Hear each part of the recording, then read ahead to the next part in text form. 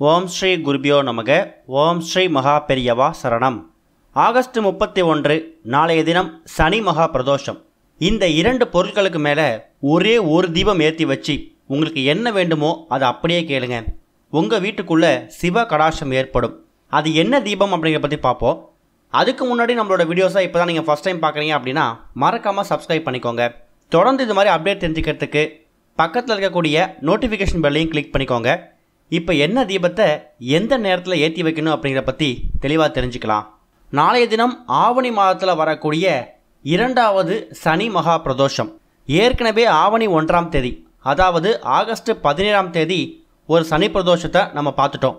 இது ஆவணி மாதமும் ஆகஸ்ட் மாதமும் சேர்ந்து இருக்கக்கூடிய நேரங்களில் இரண்டாவதாக வரக்கூடிய சனி பிரதோஷம். ஒரு மாதத்தில் ஒரு சனி பிரதோஷம் கிடைக்கிறதே பெரிய விஷயந்தான். ஆனால் இந்த ஆவணி மாதமும் ஆகஸ்ட் மாதமும் சேர்ந்திருக்கக்கூடிய இந்த ஒரு 15 நாட்களே பார்த்தீங்கன்னா 2 சனி பிரதோஷம் வந்திருக்கு. ஒருவேளை ஆவணி 1ஆம் தேதி ஆகஸ்ட் 17ஆம் தேதி வந்த சனி பிரதோஷத்தை நீங்கள் வழிபடாமல் விட்டுட்டீங்க அப்படின்னாலும் இப்போ நாளைய தினம் வரக்கூடிய இந்த ஒரு சனி பிரதோஷத்தை பயன்படுத்திக்கோங்க. உங்களுக்கு இருக்கக்கூடிய பொருளாதார சம்பந்தப்பட்ட பிரச்சனை, பணக்குழப்பம், மனக்குழப்பம், தேவையில்லாத பயம், பதட்டம், தீராத நோய், இது மாதிரி பல விஷயங்களுக்கு நாளைய தினம் வரக்கூடிய இந்த ஒரு பிரதோஷத்தை பயன்படுத்திக்கோங்க. பிரதோஷம் நமக்கு வாழ்க்கையில் இருக்கக்கூடிய எல்லா விதமான தோஷங்களையும் நீக்கக்கூடிய, வேரோடு அழிக்கக்கூடிய ஒரு அற்புதமான விரத நாள் தான் இந்த பிரதோஷம்.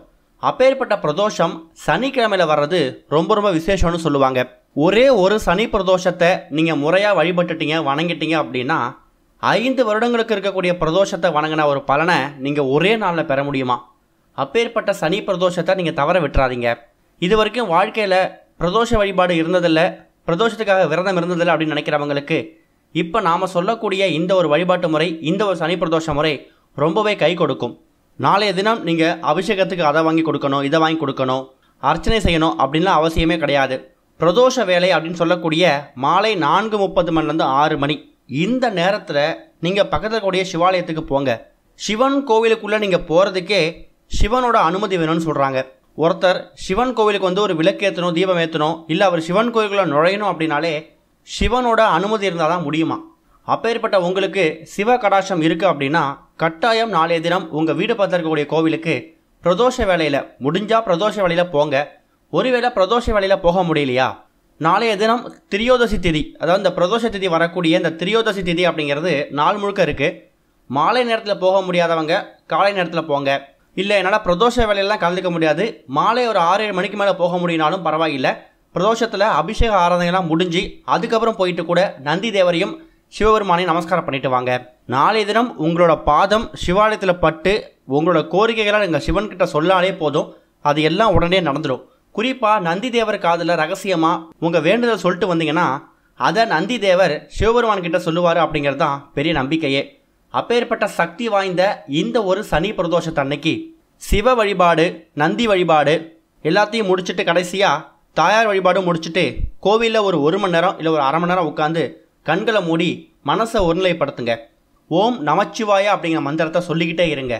தேவையில்லாத பயம், பதட்டம் இதெல்லாமே நீங்கிடும். இது போக இப்போ நாம் சொல்லக்கூடிய இந்த ஒரு தீபத்தை நீங்கள் உங்கள் வீட்டோட பூஜை அறையில் பிரதோஷ வேலை அப்படின்னு சொல்லக்கூடிய மாலை 4:30 மணிலேருந்து 6 மணி இந்த நேரத்தில் ஏற்ற முடிஞ்சால் ஏற்றலாம். இல்லை நான் அந்த நேரத்தில் கோவிலுக்கு போயிடுவேன், என்னால் அந்த நேரத்தில் அந்த தீபத்தை ஏற்ற முடியாதுன்னு நினைக்கிறவங்க கோவிலுக்கு போயிட்டு சிவபெருமானையும் நந்தி தேவரையும் தரிசனம் பண்ணிவிட்டு அதுக்கப்புறம் வீட்டுக்கு வந்து இரவு ஒரு 7 மணி 8 மணிக்கு கூட இந்த தீபத்தை ஏற்றி வைக்கலாம். இந்த தீபத்தை ஏற்றுறதுக்கு 2 பொருட்கள் தான் தேவை. இந்த தீபத்தை ஆண்கள், பெண்கள், குழந்தைகள், பெரியவர்கள்னு யார் வேணாலும் ஏற்றி வைக்கலாம், எந்த கட்டுப்பாடுகளும் கிடையாது.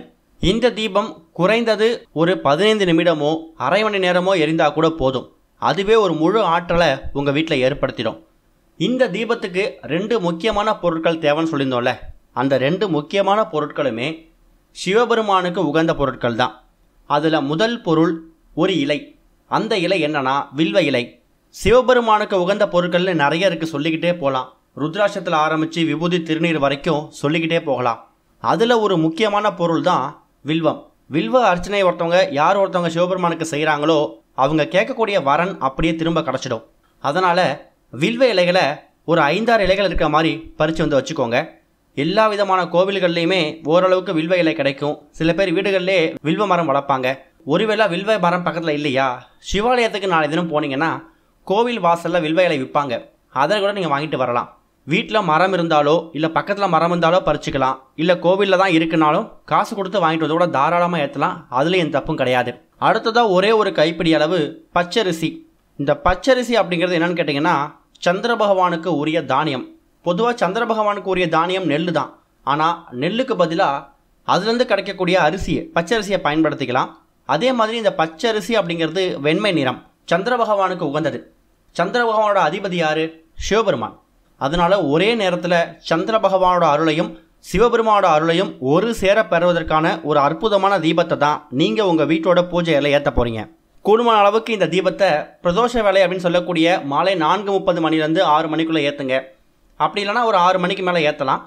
கூடுமான அளவுக்கு காலை நேரத்தை தவிர மாலை நேரத்தில் ஏற்றுறதுக்கு முயற்சி பண்ணுங்கள்.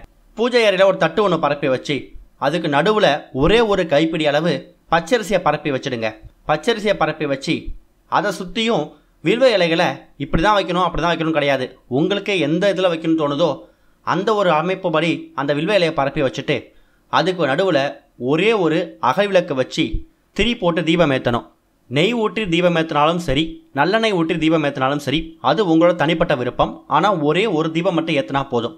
இந்த தீபத்தை உங்கள் வீட்டில் நீங்கள் தினமும் ஏற்றக்கூடிய தீபங்கள் எந்த திசை நோக்கி இருக்கோ அந்த திசையை பார்த்து வச்சுடுங்க. தட்டு மேலே கைப்பிடி பச்சரிசி வைக்கிறீங்க. அதை சுற்றி வில்வேலைகளை வச்சு அதுக்கு நடுவில் அகல் விளக்கு வச்சு தீபம் போடுறீங்க. இவ்வளவு தான் இந்த தீபம். ரொம்ப எளிமையாக எல்லோராலும் ஏற்றக்கூடிய எல்லோராலும் எடுக்கக்கூடிய ஒரு அற்புதமான பொருட்கள் தான் இது. சரி, ஒருவேளை உங்களால் வில்வேலையில் வாங்க முடியல, பக்கத்தில் வில்வேலை கிடைக்கல, என்ன பண்ணலாம்? பரவாயில்லை, நடுவில் பச்சரிசி வச்சு என்ன மலர்கள் கிடைக்குதோ, சிவபெருமானுக்கு உகந்த மலர்கள் தாமரை மலர், நந்தியாவட்டை மலர், நீல சங்கு மலர், இப்படி சொல்லிக்கிட்டே போகலாம். அந்த மலரில் எந்த மலர் கிடைச்சாலும் பரவாயில்லை, அதையும் அந்த அரிசியை சுற்றி வச்சு அதுக்கப்புறம் தீபத்தை ஏற்றுங்க. இது வில்வேலை கிடைக்கல அப்படிங்கிற பட்சத்துக்கு தான். கண்டிப்பாக கிடைக்கும், முயற்சி பண்ணால் கிடச்சிடும். அப்படிங்கிறவங்க கூடுமான அளவுக்கு வில்வ இலையை பயன்படுத்துங்க. சரி, இந்த தீபம் மாலை நேரத்தில் ஏற்றுறோம். அதுக்கப்புறமா தீபம் எரிஞ்சதுக்கப்புறம் அந்த அரிசியையும் அந்த வில்வ இலையை என்ன செய்யலாம்? அந்த வில்வ இலை எப்படி பார்த்தாலும் பிரதோஷ அன்னைக்கு இரவு முழுக்க அந்த தீபம் அங்கேயே இருக்கட்டும். இரவு முழுக்க எரிய வேணாம். உங்கள் வீட்டில் விளக்கு எவ்வளோ ஏற்றி வைக்கிறீங்களோ அவ்வளோ நேரத்துக்கு அந்த தீபம் எரிஞ்சால் போதும். மறுநாள் காலையில் அந்த வில்வ இலையெல்லாம் காய்ந்து போயிருக்கும். அதை அப்படியே கால்பட இடத்துல செடிகளில் போட்டுருங்க. அந்த அரிசியை மட்டும் உங்கள் மொட்டை மாடியில் போயிட்டு காக்கைகளுக்கு போட்டுருங்க. அப்படி இல்லையா கொஞ்சமாக தூள் பண்ணி எறும்பு புத்தில் தூவி விட்டுருங்க. அவ்வளவுதான். அதை நீங்கள் சமையலுக்கு பயன்படுத்த வேணாம். ரொம்ப எளிமையான தீபமாக இருக்கும். ஆனால் சந்திர பகவானுக்கு உரிய பச்சரிசியையும் சிவபெருமானுக்கு உரிய வில்வேலையும் வச்சு தீபத்தை ஏற்றிட்டு அந்த தீபம் எரியும் போது உங்கள் கோரிக்கைகள் என்னவா இருக்கோ அதை கேளுங்க. அந்த ஒளிச்சுடர், அந்த தீபம் எரியும் போது இருக்கக்கூடிய அந்த ஒளிச்சுடரை பார்த்து அதை சிவபெருமானாக பாவிச்சு உங்கள் மனசில் இருக்கக்கூடிய குழப்பங்கள், பணப்பிரச்சனை, பொருளாதார சம்மந்தப்பட்ட பிரச்சனை, கொடுத்த படம் திரும்ப வரலை, இது மாதிரி பல விஷயங்கள் இருக்கும். அது எல்லாத்தையும் சிவபெருமான்கிட்ட கேளுங்க. கூடிய சீக்கிரம் ஒரு நாள் அது எல்லாத்துக்கும் நல்ல வழி பிறக்கும். நம்பிக்கையோடு செய்யுங்க, நல்லவே நடக்கும். ஓம் ஸ்ரீ குருவியோ நமக. ஓம் ஸ்ரீ மகா பெரியவா சரணம்.